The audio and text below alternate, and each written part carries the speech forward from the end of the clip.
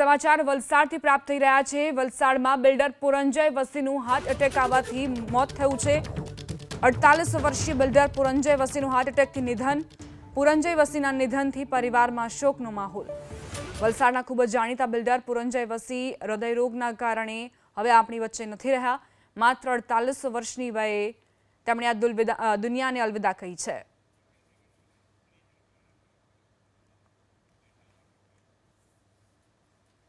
નાની ઉંમરે હાર્ટ એટેકથી મોતનો સિલસિલો યથાવત। મહીસાગર જિલ્લામાં વધુ એક યુવાનનું હાર્ટ એટેકથી મોત થયું છે।